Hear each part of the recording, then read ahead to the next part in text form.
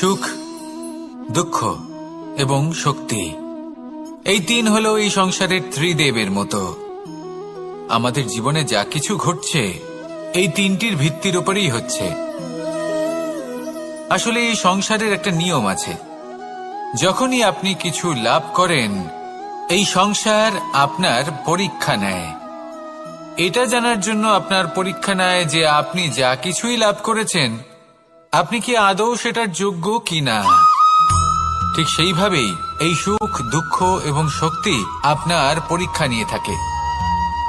যখন সুখ আসে তখন সে আপনার পরীক্ষা নেয় যে আপনার মধ্যে অহংবোধ জাগ্রত হয়নি তো। যদি অহংবোধ চলে আসে তাহলে সুখ সেখানেই সঙ্গ ত্যাগ করে। দুঃখ আপনার ধৈর্যের পরীক্ষা নিতে থাকে, আর যদি আপনার মধ্যে ধৈর্য না থাকে তাহলে এটা আপনাকে আরো বেশি দুঃখের গভীর অন্ধকারে ঠেলে দেবে। সেখানে শক্তি পরীক্ষা নেয় আপনার বিনম্রতার। যদি আপনি বিনম্র না হন তাহলে হয় এই শক্তি আপনার সঙ্গ ত্যাগ করবে, নয় এই শক্তি বিনম্রতার অভাবে আপনার পতনের কারণ হতে পারে। এই সংসারে যে কোনো ব্যক্তি যিনি এই পরীক্ষায় উত্তীর্ণ হয়ে থাকেন এই জীবনে তিনি সাফল্য লাভ করেন। আসুন আমার সাথে ভালোবেসে বলুন, রাধা রাধা। ভয়ের সাথে আমরা সবাই পরিচিত, কষ্ট আমরা সবাই পেয়েছি। কখনো কখনো আমরা অসুস্থ হয়ে পড়ি, আর এমন সময় হলে মাতার মমতা, কখনো বাবার স্নেহ, কখনো বন্ধুদের পাশে থাকার অনুভূতি আমাদের রোগ নিরাময়ে সাহায্য করে। কখনো যদি আমরা নিরাশ হয়ে পড়ি, তখন যদি আমাদের কোনো আপনজন আমাদের দুটো ভালো কথা বলে তখন আমাদের মনোবল বেড়ে যায়। ঠিক তেমন সংসারের এই রঙ্গমঞ্চে যদি আপনি পীড়িত অনুভব করেন, কিছু শুভ কথা আলোচনা করুন, কিছু স্তুতি গান করুন, কিছু মুহূর্তের জন্য হলেও নিজের ইষ্টদেবের কথা স্মরণ করুন আর প্রার্থনা করুন।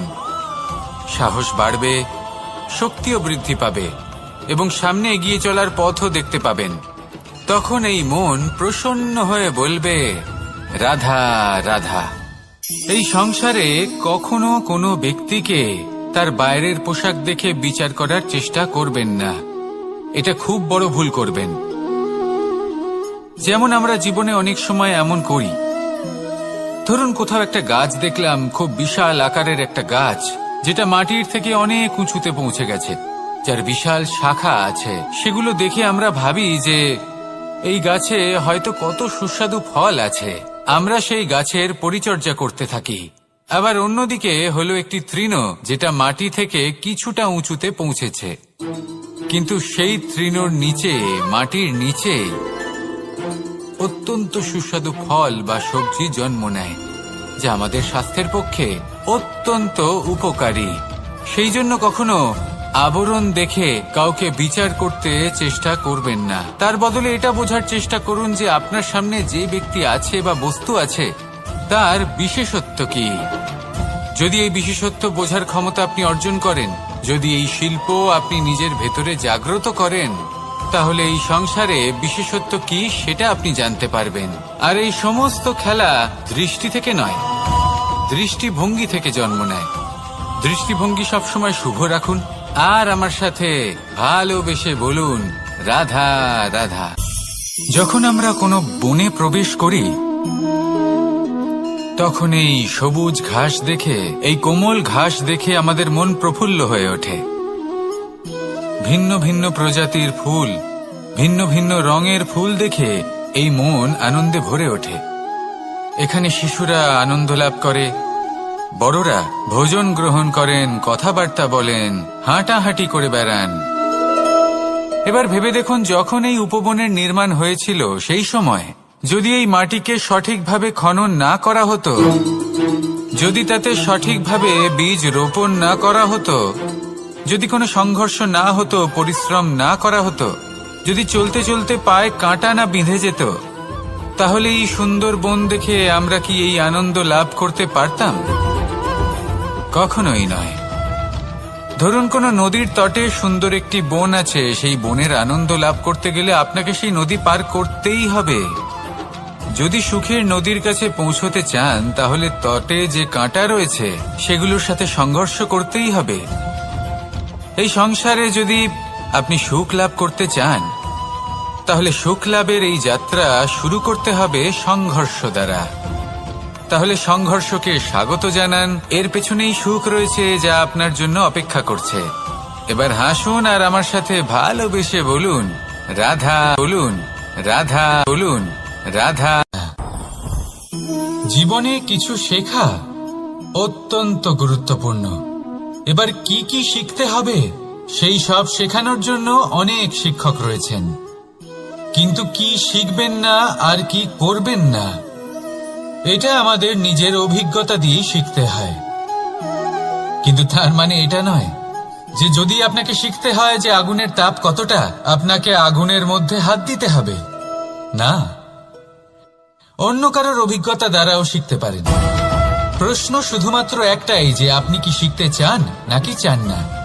যদি আপনি এটাই ভাবেন যে আমি শুধুই নিজের অভিজ্ঞতা দ্বারাই শিখতে চাই, তাহলে জীবনকাল ছোট মনে হবে, অনেক কিছুই শিখতে পারবেন না। তাই নিজের সাথে সাথে বড়দের অভিজ্ঞতা দ্বারাও শেখা শুরু করে দিন। এই সংসারের অভিজ্ঞতা দ্বারা শিখতে শুরু করে দিন। আর এটা নিশ্চিত রূপে শেখা আবশ্যক যে কখন কি করবেন না, কোথায় থামতে হবে আর কোথায় থামবেন না। তাহলে আসুন আর আমার সাথে ভালোবেসে বলুন রাধা রাধা। ভোজন। এবার ভোজন সংগ্রহ করার জন্য মানুষ কি না করেন, সবসময় চেষ্টা করতে থাকেন। ফসল উৎপাদনের জন্য অনেক পরিশ্রম করতে থাকেন, কিন্তু অনেক সময় অনেক পরিশ্রম করার পরেও ফসল ভালো উৎপাদন হয় না। এর কারণ কি? কারণ হলো এটাই যে আপনি পরিশ্রম হয়তো অনেক করেছেন, কিন্তু আপনার নজর তো সেই বীজের দিকে ছিলই না যা আপনি রোপণ করেছেন। সেই জন্য সবসময় কোনো বীজ রোপণ করার আগে তাকে পরখ করে দেখুন, তা অত্যন্ত আবশ্যক। আর সেইভাবেই যখনই কোনো কর্মের প্রশ্ন আসে তাহলে সেখানে শুধুমাত্র পরিশ্রম যথেষ্ট নয়, সেই কাজের প্রতি আপনার কর্তব্য কি, আপনার উদ্দেশ্য কি সেটা জানা হলো অত্যন্ত গুরুত্বপূর্ণ। তাই কর্ম করুন, কিন্তু সেই কর্মের প্রতি আপনার যা উদ্দেশ্য তার মাহাত্ম্য বুঝতে চেষ্টা করুন। তাহলে আসুন আমার সাথে ভালোবেসে বলুন রাধা রাধা।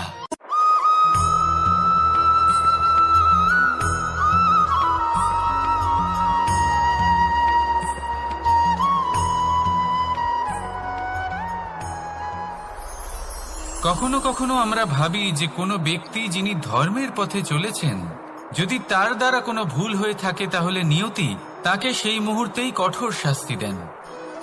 কিন্তু সেই সব মানুষ যারা সংসারের সবথেকে বড় অধর্মী, বহু নিকৃষ্ট মানের কাজ করেন, তাদের নিয়তি অনেক সুযোগ দেন। তাদের নিয়তি এরকম কঠোর প্রহার করেন না। এই ভাবনা কখনো না কখনো মনে আসেই। ভেবে দেখুন কেন? আসলে জীবনকে বেশিরভাগ মানুষ একভাবেই দেখে থাকেন, বিভিন্ন স্তরে একে দেখা উচিত। এবার আপনি বলুন, এই সংসারে কোনো অধর্মী কখনো প্রেরণার উৎস হতে পারেন? কখনোই নয়। যে মানুষ নিজের আত্মাকে মলিন করে ফেলেছেন তিনি এই সংসারকে কিভাবে প্রেরণা যোগাবেন? উনি নিজেই বুঝতে পারেন না কোনটা করা উচিত, ধর্ম কোনটা। তাই নিয়তি তাকে একটা সুযোগ দেন, এটা বোঝার সুযোগ দেন যে কোনটা উচিত, কোনটা ধর্ম। সুযোগ দেন নিজের বিবেক জাগিয়ে তোলার, তাকে সুযোগ দেন নিজের অন্তরাত্মার ডাক শোনার। যখন তাতেও কাজ হয় না, তখন নিয়তির কাছে একটাই পথ বাকি থাকে, আর তা হল মহাবিনাশ। মহাবিনাশ হয়তো দেরিতেই আসতে পারে, কিন্তু তা অবশ্যই আসবে। আর যখন মহাবিনাশ আসে তখন মহাবিনাশের যন্ত্রণা সমগ্র মানব জীবনের যন্ত্রণার থেকে অনেক বেশি হয়। এই কথাটা সবসময় মনে রাখবেন। আর অন্যদিকে যে মানুষ ধর্মের পথে চলছেন তার দ্বারা যদি কোনো ভুল হয়ে থাকে তখন নিয়তি তার পরীক্ষা নেন। কিছুক্ষণের জন্য মানুষের মনে হতে পারে নিয়তি তাকে কঠোর শাস্তি দিয়েছেন। এই সংসারে সব থেকে বড় ব্যক্তি কে? আপনি বলবেন এই কেমন ধরনের প্রশ্ন, কিন্তু এটা হলো সব থেকে উচিত প্রশ্ন। কেউ এর উত্তর দেবে যে সেই মহাপ্রতাপী রাজা, তিনি হলেন সব থেকে বড় ব্যক্তি, সেই বড় রাজনীতিবিদ, তিনিই সব থেকে বড় ব্যক্তি। আমি আপনাকে জানাই যে সংসারের সব থেকে বড় ব্যক্তি হলেন তিনি, যার সাথে দেখা করলে আপনি নিজেকে ছোট মনে করবেন না। কোন ব্যক্তি যিনি সব থেকে বেশি শক্তিশালী, আপনি যদি তার সামনে যান তাহলে উনি আপনার অন্তরের শক্তিকে বাইরে বের করে আনবে, আপনার অন্তরের লুকিয়ে থাকা শক্তিকে জাগ্রত করতে প্রেরণা প্রদান করবে। তিনি হলেন বড় ব্যক্তি, তিনি হলেন মহান ব্যক্তি। তিনি নন যিনি নিজের বল এবং ঐশ্বর্য দ্বারা আপনাকে তার সামনে ছোট প্রমাণ করবেন। এবং সেই জন্য মহাদেব আমার আরাধ্য হলেন আমার খুব প্রিয়। কারণ রাজা হোক বা ফকির, কেউ যদি ওনার সামনে যান তাহলে সে নিজেকে ছোট মনে করেন না। আপনিও যদি জীবনে অনেক বড় হতে চান তাহলে কাউকে কখনো নিজেকে ছোট মনে করতে দেবেন না। তার অন্তরে বড় হয়ে ওঠার প্রেরণা প্রদান করুন। আসুন আমার সাথে ভালোবেসে বলুন, রাধা রাধা। এই সংসারের একটা নিয়ম আছে, বা বলতে পারেন লোকে তাই বলে, যে শক্তিশালী হয় সে শক্তিহীনকে নত করে দেয়। এমনটাই হয়, তাই না? আবশ্যক নয়। কখনো কখনো এমনও হয় একজন অসমর্থ ব্যক্তি সমর্থ ব্যক্তিকে নত করে দেন। এটা সম্ভব, এও হতে পারে। আর এটা তখন হতে পারে যখন তার মধ্যে ভালোবাসার শক্তি থাকে। ভালোবাসার শক্তি এই সংসারে সব থেকে বড় শক্তি হয়।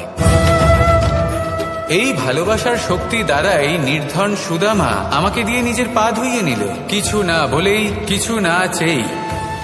এই কর্মের আধার ছিল শুধুমাত্র ভালোবাসা। খুব শক্তিশালী হয় এই ভালোবাসা। ভালোবাসার শক্তি দ্বারাই আপনি হিমালয় পর্বতকে নত করতে পারেন, তাহলে কি অসম্ভব হতে পারে? এই ভালোবাসার শক্তির সঞ্চার করুন, আর এই ভালোবাসার সাথেই বলুন, রাধা রাধা রাধা রাধা রাধা রাধা।